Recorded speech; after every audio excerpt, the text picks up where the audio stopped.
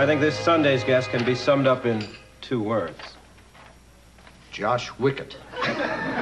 The man is fascinating. He claims to have preserved a large soap bubble intact for 16 years. Michael, you've done it to me again. You promised me interesting guests, and then you bring me this bubble guy. What happened to the Congressional Medal of Honor winner? Depressing, Dick. One war story after another. I swear when the man lost his platoon, he must have lost his sense of humor. Well, hi. Hi, Dick. If you've got a minute, there's something I'd like to ask you. Sure. You all know Michael Harris. Hello. Uh-huh. Yeah. Well, what is it? Well, Dick, as everyone knows, duck season opens Friday, and every year, Jim and Chester and I go hunting. It's a big event, Dick. Jim and I haven't missed opening day in 36 years. Yeah, it's like a tradition with us, and it's a lot of fun. Which brings us to the question. George, I think I know what the question is, and may I say that I'm touched. I've always wanted to go duck hunting, but my mother would never let me. She'd always say, Dick, you're going to blow a finger off.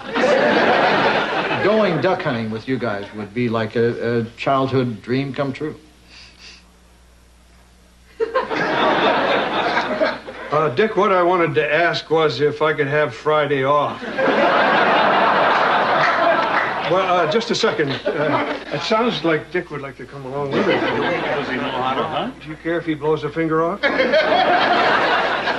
Dick, we'd be honored to have you come hunting with us. Well, thanks. That means a lot to me. Not as much as it meant a moment ago, but it means a lot, George. Wait a minute. Light bulb. I've just come up with a fantastic idea for a new TV show. You'll be the celebrity host. Each week we'll have a different celebrity guest stalk a celebrity creature. It's a sure winner. Nothing like it's ever been seen on television before. What about American sportsmen? That's what we'll call it.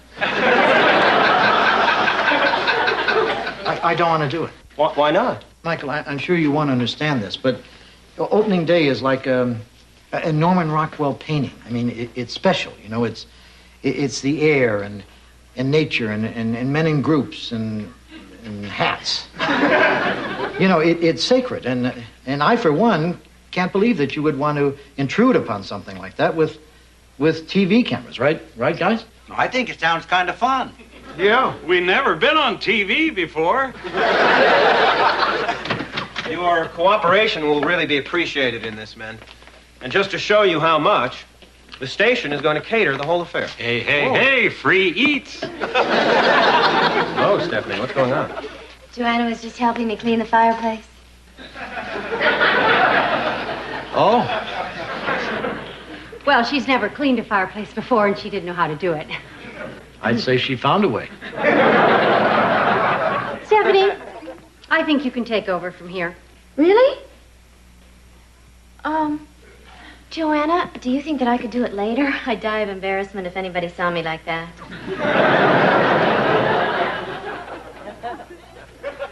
Goodbye. See you Friday. And Dick, don't have duck for breakfast.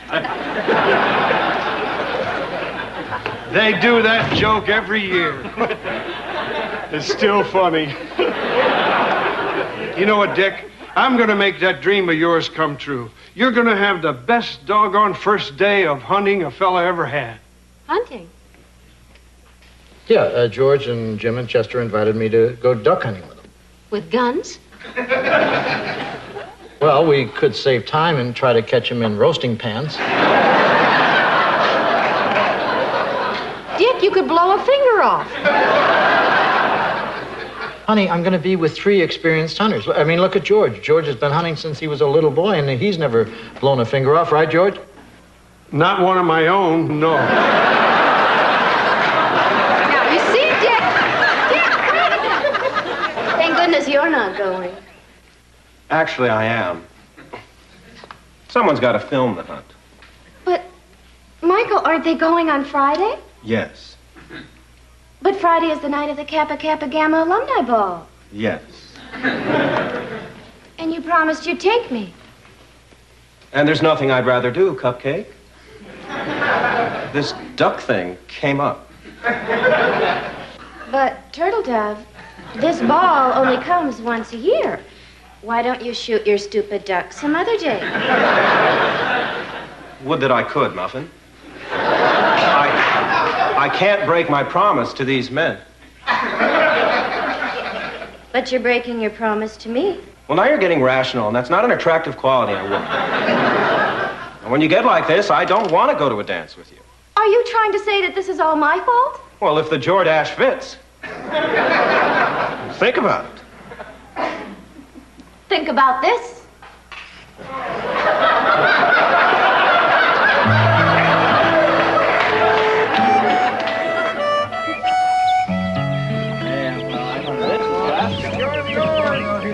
Tie us off, Michael.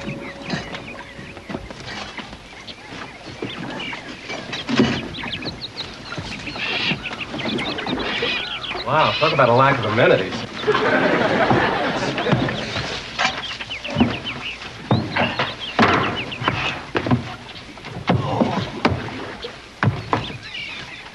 Is there something different about your boots? They're shined. You haven't shined those boots in 26 years. Yeah, and it was beginning to show. Do you need any help, Dick? No, I got it. Okay. I'm rolling. Now just pretend I'm not even here. The catchword for the day is realism. Dick, could you go back and make that entrance again? I didn't quite get it. And it would help Scads if you would say this. In all my days of hunting, I've never seen such a beautiful day as this. I'm not going to say it, Michael. It's dishonest. I'll say it. No thanks. You're acting awfully funny. I don't know what you're talking about. What are you up to, Jim Dixon? Nothing. Tie? You're wearing a tie. I hardly slept last night. I was so excited. I just kept thinking, today is the day I get to teach my friend Dick how to hunt. I didn't get much sleep either, mainly because Joanna kept muttering, "You're going to blow a finger off." Okay, could you tell our viewers now, how long have you been hunting? Since we were 13. I've been hunting since I was 4. When the two of us were 13, I said, I've been hunting for 9 years. Want to come along? And could you tell us how duck hunting differs from, say, bear hunting? Well, Bears can't fly. would you let me finish? As I was saying, there's really no comparison. First of all, hunting bears can be dangerous. Duck hunting isn't. A duck tried to kill me once. What? Ducks don't attack people. I think this one was a rogue. When you spot a duck off in the distance, you use this. A duck call. Excellent. You use it to attract his attention and to lure him towards you. There's one out there now. Do you see it? Yeah, I sure do. Watch this.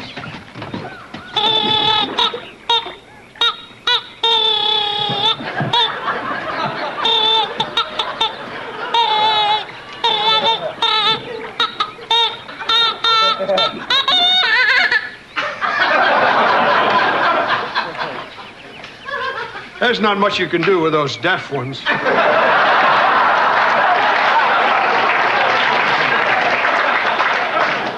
I think I get the picture, George. I think we can go as far as loading the guns. Now you're talking. Where's the ammo?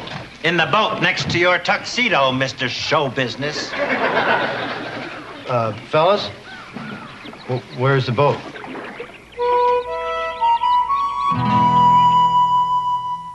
The boat floated away. Well, how could that happen? Maybe one of those rogue ducks took it. Somebody must have forgot to tie it up. Who? It doesn't matter who. It isn't going to do anybody any good to start blaming each other. What we should be thinking about is how we're going to get out of here. I mean, it's going to be dark soon, the temperature is falling, and we don't have any shelter. All right, who was the bonehead who forgot to tie up the boat? Michael was first out. First out always ties off. News to me. Someone could have said something. I said it. I said, Michael, tie off the boat. Oh, that wasn't just idle chatter? Let's not argue. There's still some light left. I'm sure someone will find us. That kind of hurts my feelings, Dick. What? Well, I built this blind myself. Nobody's supposed to see you in it. I'm sorry, George. That was thoughtless. Probably nobody will see us, and we'll be stuck here all night, and we'll freeze to death. So you're saying it's kind of a mixed blessing. Well, why don't we start a signal fire? Is there anything around here we can burn? How about the guy who forgot to tie off the boat? That would be Michael. Guys, bear in mind, I'm the fellow who remembered to bring the food. Nourishment that will give us a fighting chance against the cold. There's nothing in here but a lot of wine. French. Oh, great. When they find our bodies, they'll say we had great taste. Where's the food? Well, that would be in the boat. Thank you very much, officer. I will. Goodbye. What did they say? They're sending over a special team that rescues people lost in the swamps. And what did you say? I said, good. Stephanie, I'm so worried.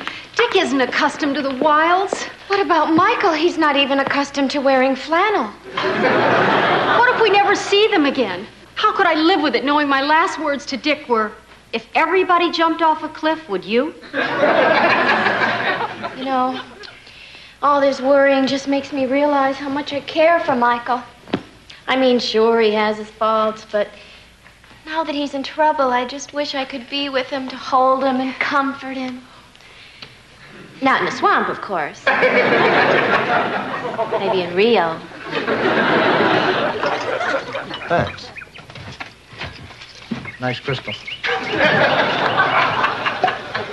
Level with me, Dick. Why is it everyone is always on my case? I mean, first this party thing with Stephanie, and now the guys with this life and death business. Well, maybe it's because it's your fault. I mean, did you ever think of that? No. Well, take this fight with Stephanie. Was I wrong? Well, I've only heard her side of it, but she said that she was looking forward to this party, and then you broke the date at the last minute, but I'd be glad to listen to your side. That is my side. Well, then you were wrong to break the date. Well, Dick, I had to do it. You wanted to do this duck hunting show. No, you wanted to do the duck hunting show. That's your problem. You won't take responsibility for things you do. I mean, just once I would like to hear you say, it's all my fault. Well, Dick, just show me something that's my fault. The thing with Stephanie. The bubble guy you tried to stick me with. The fact that you didn't tie off the boat and we're all going to die here. Well, Dick, it's a poor workman that blames his tools.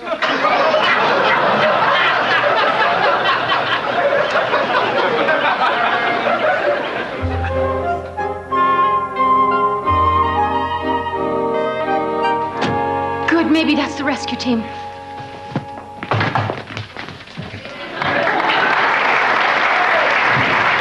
Hi. I'm Larry. This is my brother Darryl. This is my other brother Darryl. Hi, Larry. Did you happen to see a police search team out there? Uh-huh. We're it. Oh, my God. Evening, Miss Stephanie. You're looking particularly radiant tonight. Well, I can't think about that right now. The man I love may be freezing to death in some godforsaken swamp. May I say it agrees with you? Larry, could you please hurry? Ma'am, don't worry. Alive or dead, we'll bring them back. Borrowed a bloodhound and everything. Oh, by the way, would you mind if we borrowed an article of your husband's clothing for the dog? Oh, certainly not. Here, take this coat. Thanks. This ought to keep old Rocket warm, huh?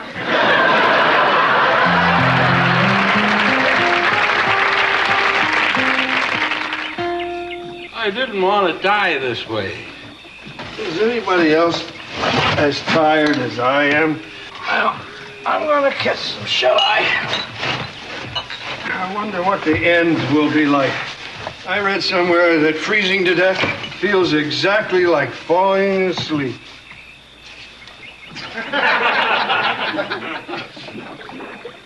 Okay, everybody up, calisthenics. Who died and made you king? This is for our own good. We have to keep moving. Michael. All right, you keep doing that. Okay, let's begin. 1, 2. But stop hitting me. Stop taking up so much room. 2. Oh, you're impossible. You've always been impossible. Ever since... Oh, no, you're not going to bring that up again. Not here. Ever since the 6th grade. Don't. I warn you. And you ruined my scout knife. I did not. Yes, you did. I lent it to you. I said use it on anything. Use it on diamonds. You smash it on a rock. Anything. Just don't use it to open a coconut. And what's the first thing you do? Open the coconut. You ruined it. All right, I did it. And you know what? I had to go 16 miles to find that coconut. And you know why? Because you were always a whiny-faced little thing and you made me sick. Listen, Blimpo. Oh. Cut it out. You're acting like babies. He started it. Did not he started it? It doesn't matter whose fault it was. It's my fault. I admit it. You're right, Dick. It's all my fault. What is? Everything. I forgot to tie off the boat. I forgot the food. I broke my date with Stephanie. I stuck you with the bubble guy. I'm to blame for everything. Michael, it is partially my fault. I mean, the thing with Stephanie was your fault, and the bubble guy was certainly your fault. But if you're talking about the fact that we're all going to die here, that's partly my fault. How?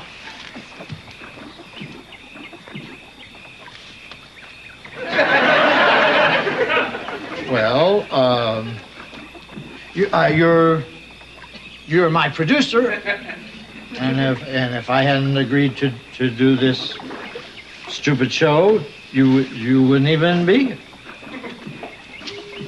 Yeah, and if Chester and I hadn't wanted to be on TV so much, you wouldn't be here.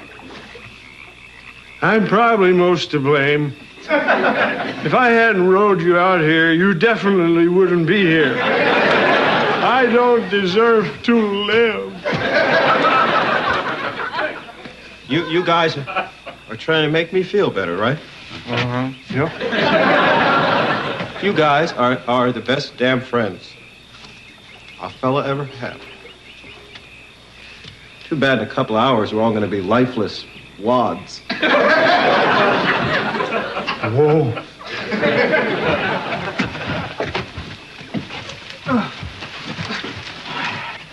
Dick, if we don't pull through... My only regret will be that I didn't make this a great trip for you. And that I rode Michael out here. How about you, Dick? Any regrets? Regrets? I don't know. Well, come on, Dick. There must be something. What's the first thing that crosses your mind? That's No, there's something. well, there's just this silly thing that I always wanted to do more than anything else in my whole entire life. Don't be shy, Dick. Tell us. Yeah, we want to know. Oh, I always wanted to play Professor Harold in the museum. What? I always wanted to play Professor Harold Hill in the music man. And I never did it. And I think I've always been pretty good. Do it. What? Yeah, do it. There's no time like the present. There may be no time but the present. Here in the Tuck Line? Yeah, don't die with regrets, Dick. I guess I can do a little of. Yeah.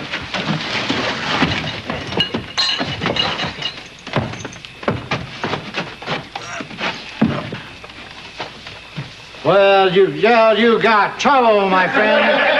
Right here, I say trouble right here in River City. Why, sure, I'm a billiard player. Certainly mighty proud to say it. I'm always mighty proud to say it. Sell it, Dick. I consider the hours I spend with the cue in my hand are golden. Help me cultivate horse. And a cool head and a keen eye. Did you ever take and try to give an ironclad lead to yourself from a three-rail billiard? That's the last time you ever upstage anybody. Look, but it's my part. I played that part in community theater 94 times. His dream, I'm going to have to kill you. No, terrible. We all saw it. That's it. I'm swimming. Hi, I'm Larry. This is my brother Derek. We're saying.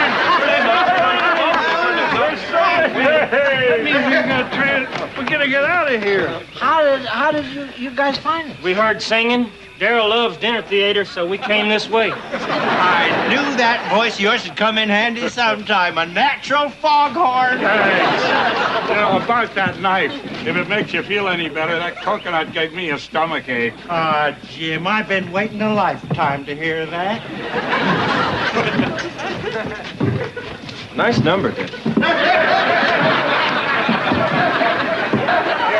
Daryl, could you get a hold of this? Here. Just for the record, Dick, this was not a typical opening day. Thanks, George. No, really. It was nothing but trouble. With a capital T, and that rhymes with P, and that stands for pool. George, get in the boat.